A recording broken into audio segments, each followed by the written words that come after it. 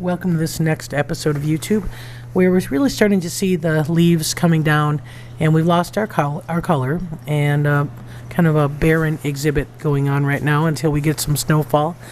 We are still kind of dry, although as I'm recording this, we're having a day of rain, so that's really helped quite a bit, and certainly we need a little bit of moisture coming into the soil as the fall turns into winter, so it's nice to have some late season rain. And again, the wolves are dealing with the exceptionally warm weather and various methods. We are also experiencing a little bit of construction that's required us to feed the wolves a little bit extra. As you saw last week, we did the den. This week we did another gate. And so here we just gave the wolves some bone dust, and what you're seeing is what's called a face wipe.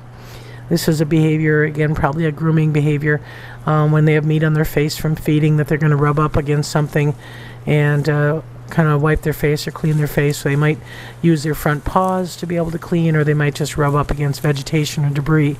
And that's what Tenali just did there. He ate about 6 or 7 pounds of beef, and then proceeded to do a face wipe in multiple areas in the enclosure, and then go into the pond and get a drink. So things are going pretty good. The slate den was definitely a success, and Denali has really used quite a bit of it and seems to like it quite a bit. Aiden's not as much of a to be found up in that area. He has a tendency now to be down pretty low towards the front of the exhibit and still scraping and showing a lot of dominance. And here he's really quite posturing towards the wolf care staff, trying to keep the staff away from the camera, or is trying to keep Denali away from the camera. So, and he saw a pretty big belly there. He definitely ate his fair share. Again, one of the things that we might feed, a secondary feeding, is when we are having construction, that'll give them a little bit more likely behavior to settle down, because they do have a full stomach there. So Grizzer had the same thing, had some extra bone dust, didn't like where I put his bowl, so decided to just rearrange it. Grizzer is definitely a strong wolf, has no problems moving logs or sticks or stones or whatever he needs to move. So didn't like the bowl on the stump, so I actually went in later and I just kind of dumped the leftover food on the ground. He actually had 6 or 8 pounds. This was just the last half pound that was left, and was trying to cache it, so I saved his nose some trouble since it was so dry, and took the meat out of the bucket, so he didn't have to cache the whole bucket, and just used whatever fresh leaves were on the ground to be able to cache the rest of his food. So you can kind of see here where I took the meat out of the bucket. He's still eating a little bit, but otherwise he cached it. And it doesn't last very long. We have chickadees and nuthatches and things that will come in and feed on it. So, and you see him again doing a fairly confident scrape after an RLU, and again going back to that cache, and then getting a little excited. Didn't get the Grizzer 500, but did manage to get a howl, so we'll let you listen to that howl.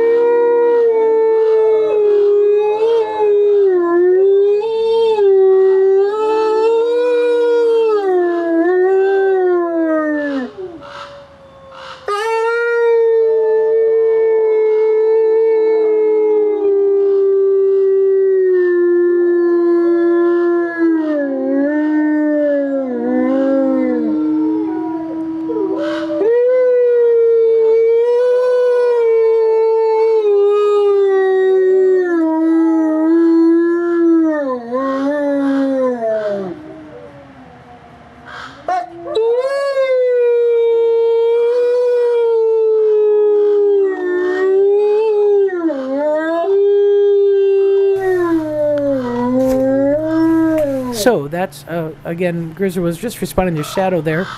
And Shadow, again, continues to be the master of scraping after marking. broadcasting his scent. And you can see quite a bit of leaf fall in the retired enclosure, so it's pretty much wide open, where before it used to be just kind of an overgrowth of vegetation underneath there. And you see really they're scarifying the soil on a regular basis, meaning they're scraping the ground.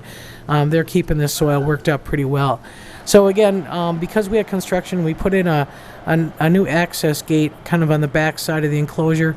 Again, kind of in response to some trees that went down early this year where we didn't have access for heavy equipment.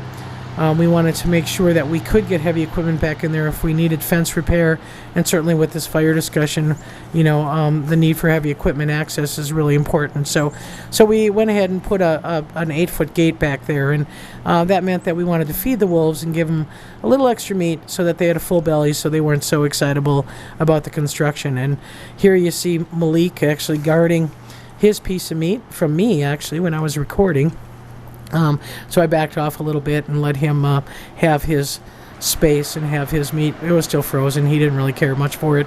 And later, I believe Shadow might have cached it, but there wasn't too much left there. So that's about it from Wolf Care. And again, we are seeing some caching as we feed a little bit of extra food, meaning that whatever they don't eat, they're going to bury. And Shadow, who we did show on the surveillance cam caching last week, actually did a caching right in front of us while we were filming during the daytime. So you'll get a glimpse of seeing Shadow using his nose to cache, whereas Malik's just going to take a rest and guard his meat and stay kind of not really hidden behind that 1-inch diameter piece of vegetation, but certainly psychologically staying in the back and kind of keeping himself away from Shadow and away from us as far as the Wolf Care staff, so that he can kind of keep an eye on that cache there.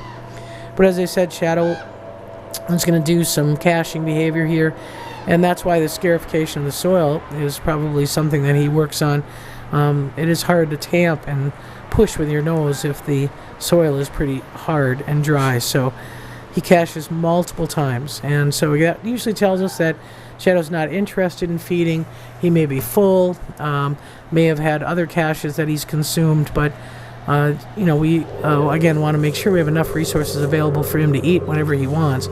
But at this point, it seemed like a pretty wasted effort on our part to give a lot of extra food this day. So that's about it. And again, we're seeing the end of the warm temperatures, which will be good for everybody. Nice to have a cooler fall. And we hope to, again, report Working for Wolves starts in the next 2 weeks, and hopefully we'll be able to do a little bit of project work. So that's about it. Thanks for watching.